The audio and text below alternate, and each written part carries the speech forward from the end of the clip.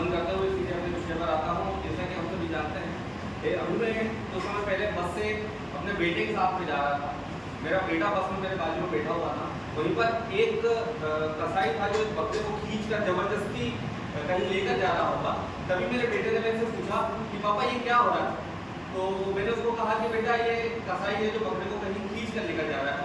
वो मेरे से तुरंत पूछता है कि पापा कहीं स्कूल तो नहीं जा रहा है, क्योंकि इतना ज़्यादा प्रेशर बच्चों के ऊपर अभी तक आ चुका था। क्योंकि हम लोग अभी तक लॉर्ड मेघालय की शिक्षा पद्धति दर्जन भोग की शिक्षा पद्धति में पढ़ रहे थे, जहाँ पर शिक्षा को कहीं ना कहीं बर्डन के रूप में माना जाता था।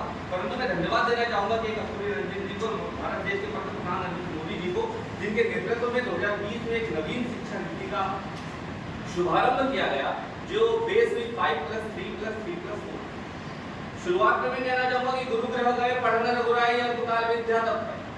यदि अल्पकाल में विद्या प्राप्त करना है तो हमें पूर्व प्राथमिक विद्यालयों में जाना होगा, क्योंकि यह एक ऐसा वातावरण होता है जहाँ पर भयमुक्त वातावरण के माध्यम से बच्चों में LSRW की स्किल को डेवलप किया जाता है। लिसनिंग, जब हम लोग देखते हैं बच्चे का जन्म होता है तो सबसे पहले सुनता है, सुनने के बाद में वो बोलता है, बोलने के बाद में वो पढ़ता है, वो पढ़ने के बाद में वो अक्षर ज्ञान कराता है। अभी तक जो भी ढर्रा चलते आया हम लोग उसको नकार नहीं सकते, क्योंकि कहीं ना कहीं हम उस शिक्षा पद्धति से पढ़कर यहाँ तक आए हुए हैं। परंतु ये जो एक नवीनीकरण शिक्षा नीति में किया गया, ये निश्चित ही भारत को एक उत्कर्ष की ओर प्रभावित करेगा, एक ऊंचाई पर लेकर जाने का प्रयास करेगा।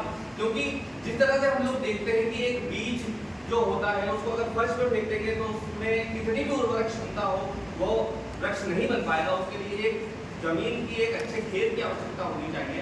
उसी तरह ये पूर्व प्राथमिक विद्यालय जो है एक ऐसी भूमि का कार्य करते हैं जो एक बीज को पौधा, वृक्ष और वटवृक्ष बनाने का भी कार्य कर सकते हैं।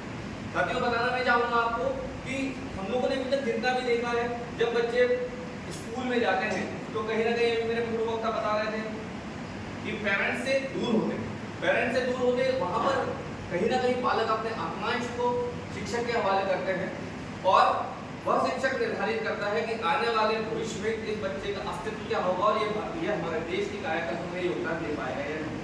जब बच्चा कक्षा में बैठता है तो एक ब्लैंक पेपर की तरह होता है, जिस पर हिंदी का शिक्षक आता है वो हिंदी लिख कर जाता है, गणित का शिक्षक आता है वो गणित के विषय में लिख कर जाता है, मैथमेटिक्स के साथ साथ जो भी अन्य विषय के शिक्षक आते हैं उस पर अपने हस्ताक्षर करके जाते हैं।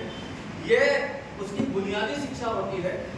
साथियों, सरकार से संसाधन उपलब्ध करा सकती है। अभी हम लोगों ने देखा सीएम राइट जैसे बहुत अच्छे प्रोजेक्ट यहाँ पर कार्य कर रहे हैं, वहाँ पर स्विमिंग पूल उपलब्ध तो करवा दिया गया, परंतु उस स्विमिंग पूल में तैरने वाला बच्चा अगर तैरते हुए यह महसूस नहीं कर पा रहा है कि मुझे भारत के लिए गोल्ड लेकर आना है, तो कहीं ना कहीं वो हमारे शिक्षा पद्धति के ऊपर एक प्रश्न चिन्ह होगा।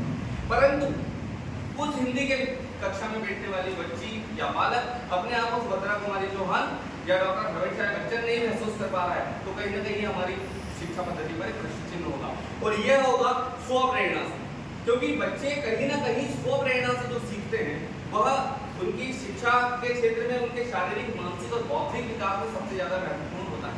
मैं अपने आप से एक प्रत्यक्ष उदाहरण देना चाहूंगा। मेरा बच्चा जब स्कूल में जाता है तो चूंकि एक इंग्लिश का टीचर हूँ, वह बच्चा लेकर आया और गलती से उसकी टीचर ने कोई पहले मिस्टेक कर दी होगी। जब मैंने उसको बताया कि बेटा ये बर्तनी ठीक नहीं है, आप इसको ठीक करें, तो उसने अपने शिक्षक को न रोकते हुए मुझ पर प्रश्न चिन्ह लगाया, क्योंकि नहीं पापा आपको नहीं पता, हमारी मैडम ने बताया है कि ये बर्तनी सही है, मतलब सही है। मतलब यह आत्मविश्वास बच्चों में हमें गढ़ना होगा कि हमारे शिक्षक के ऊपर वो ब्लाइंडली ट्रस्ट करे, और ये हमारे शिक्षकों की भी नैतिकता और एक जिम्मेदारी होती है कि वह अपने उच्च क्वालिटी, अपनी गुणवत्ता की शिक्षा जो आपने ज्ञान अर्जित किया है वह संपूर्ण उस बच्चे में अवतरित करने का प्रयास करें।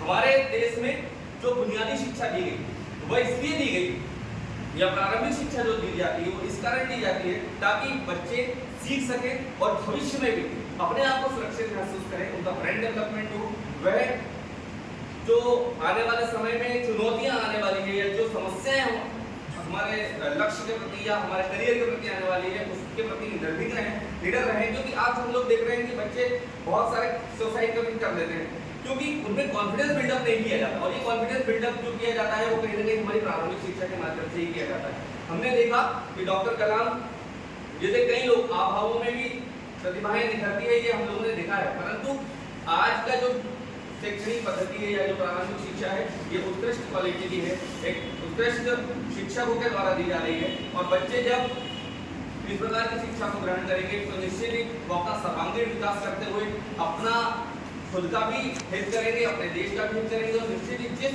लक्ष्य को लेकर हम लोगों ने हमारे देश के प्रधानमंत्री ने कार्य करना चालू किया है कि सबका साथ, सबका विकास, सबका विश्वास के साथ साथ बढ़ेगा इंडिया, तो बढ़ेगा इंडिया, तो बढ़ेगा इंडिया, इसको हम लोग चरितार्थ करेंगे। और अंत में एक छोटी सी लाइन कहना चाहूंगा कि इसका प्रत्यक्ष उदाहरण मैंने पढ़ा है दीवा स्वप्न गीजूभाई बधेकर के द्वारा। जो गीजूभाई बधेकर है जिन्होंने 1932 में एक अपनी दीवा स्वप्न लिखी है, वह एक प्रत्यक्ष उदाहरण है कि लर्न बाय फन।